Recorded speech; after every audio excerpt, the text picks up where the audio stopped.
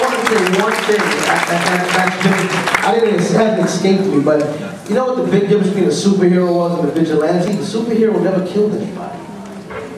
Punisher would kill people. He would kill the bad guys. He was a good guy in a way because he only dealt with bad guys, but he killed them. Spider-Man never killed anybody. You know, Daredevil never killed anybody. They killed Spider-Man's girl. Yeah, he still didn't kill nobody. You know, they didn't kill anybody. And Run DMC, even though you had the poses, and you said, yo, you don't want to mess with us, you never talked about beating anybody up. As much as Public Enemy talked about how we had to fight the power, they never talked about killing anybody. So as aggressive as you guys were, and of course it was, you know, obviously in the Public Enemy paradigm, it was in the interest of self-preservation of our race and our people. And in your case, it was in the interest of just you surviving in the streets. It was never done in an aggressive, you know, antagonistic way where, you know what, we gotta go hurt these people because they did whatever. It was like, yo, listen, you don't want to mess with us. We don't want to hurt you guys. We're here to have fun, but you don't want to mess with us. And you were still the toughest dude. I remember seeing the Run DMC records, man. My mom used to rock me. I used to scratch and stuff on my mom's turntable, and she used to want to kill me. But I'm like, yo, this Run DMC? And she's like, all right, well, rocks one more time. It's all good. And we were rocking, and we saw, you know, the video era. You got the first rappers that had videos. And you were posing, and you were doing this, and we still like, these guys are tough. You don't want to mess with them. But at the same time, we didn't feel threatened by you. That's why, as a man, I didn't feel threatened by you. But I knew that, you know, you guys were problems if we ran up to you in the street. So it was a respect thing. It wasn't like now where these guys are running around talking about they'll kill you and all that. You don't respect them. But you fear them because, you know, you don't know where they're coming from. They're all fake anyway. But I mean, and that's what makes them more dangerous. Fake people have something to prove. So, you know, I always still saw you more as a superhero only because even though you had the power to hurt people, you choose not to use that. We use our powers for good. Exactly. We have about 10 minutes left, and I'll take this time to entertain some questions now. We have a mic to the left of the stage if anyone wants to come up with some questions. Hey, y'all. I have a question for Kyle, or actually a statement for Kyle. Could you please talk about the book that you already did with Aaron, and how does it possibly apply now? That's how I do. That's how I do. Yeah, okay. I did a book. I did a book. I guess it was 3 or 4 years ago now. I don't remember. It was Bush was still president, and it was called Birthman Nation. And it was written by Aaron Magruder, the guy who does the Boondocks, and Reggie Hudlin, who did Spider-Man. And I drew it, and I actually turned it down because I don't like to split the money. But I read the script. I said, I'm going to read it, but I'm not gonna do it. But it was such a good story that I said it was based on the you know, when Bush stole Florida, and they moved it to East St. Louis because that's where Reggie's from. And the idea was the same thing happened where the black people couldn't vote because they said people said they were felons, so they ended up not being able to vote, and the wrong guy becomes president, and so East St. Louis secedes from the Union. And what was funny was that the government didn't take it seriously.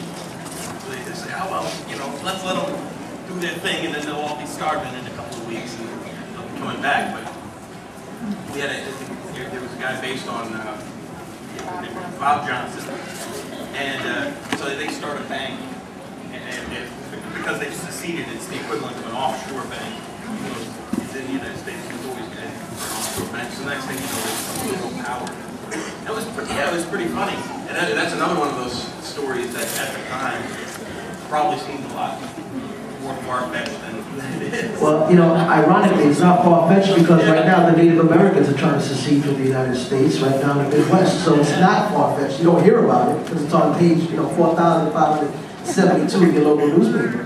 But they're was it the Cherokee Nation or the Sioux? I think it's the Sioux that are trying to secede from the United States as their own country. And you know what? You know, they do have the power to open up a bunch of casinos, and you know how that works. You know, they might be able to do exactly what you're coming to. So it's not that far-fetched. It's just, unfortunately, that, like Dee said, it's an information gap. So people will say, oh, well, you know what, that can never happen. It's happening. We have time for about 2 more questions. I'm sorry. Do you think a large part of what draws kids, especially like kids in urban areas, to comics is that heroes have to build themselves up. They start from a disadvantaged point and they have to learn their trade, they got to apply themselves and build themselves up where no one pushes them, daddy's money ain't going to help you out to get up top to fight some bad guys. I'm sure it's the same with all you guys too, everyone had to work from where they came from. Do you think that plays a large role why certain heroes just won't relate? Like Moon Knight, the dude has a lot of money, great, big deal. Once he runs around like he's, it looks like a member of the Klan to me, you know what I'm saying? And I can't relate to that, you know what I'm saying? One thing that I do think hip-hop and comics had in common when I was growing up was that there were things that you could do without any money. You know, like if you didn't have a guitar, you had a turntable, you could scratch some record, you know. Make something out of it. Yeah, you know, and it was always like, you know, like all the records were always like some James Brown, so it was obviously like your dad's record that he wasn't using anymore, you scratch it. Or, you know, in comics, I mean, because I was interested in animation, I used to do a lot of film, but that was an expensive habit. You know, so I ended up doing comics because all you need is a pencil and you're in business. But do you think a lot of people relate because they can see people that kind of build themselves up to make a difference in the world? That's everybody likes an underdog. Yeah, sure. And everybody likes a fantasy. You know, you like Spider-Man because he's this like loser high school student like you, but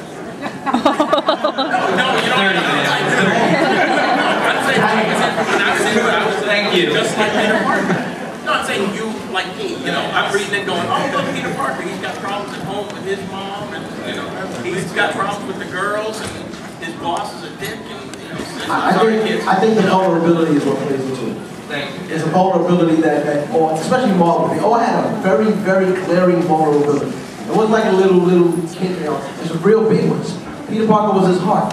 He couldn't sit there and say, you know, forget that dude, let him suffer, I got other things to do. His heart said, I know I gotta be somewhere, but I gotta take care of this. And those vulnerabilities we see in ourselves.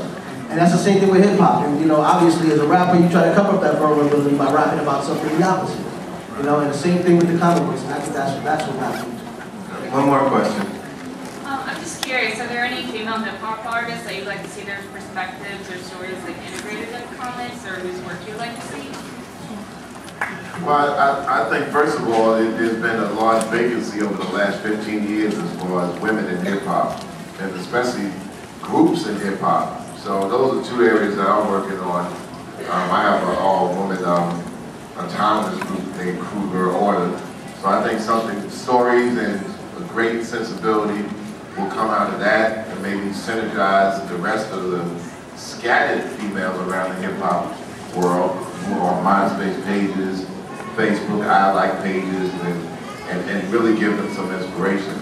But also to cut to the chase, these 2 guys, James Brown and Adam Melinda Ellis, you know, put together the Public Enemy comic book, which has had a life of its own for the last couple of years, and you know, I think these guys are really trying to integrate a lot of those hero sensibilities of hip-hop, and then Ellis is going to do DMC's comic book, and really it's about, other than just a thing of just jumping on a bandwagon, we think that there's really some synergy that adds infrastructure that's been missing in hip-hop. A lot of infrastructure has been missing, a lot of greed, you know, just ripped through it in the 90s and the 80s to the point where we feel that it has taken the side of the villain. We feel that it needs to come back to the day of relating to the community, helping the community, giving them some points and views that will help young people say, hey, I have a great diversion that will add something to myself rather than trying to look like it's taken away from me. So my email is real simple. It's chuckd@publicenemy.com. But these are the guys to connect with. They can tell you. They got their own house. Okay, folks, we're out of time. Adam Melinda, Chuck D, and James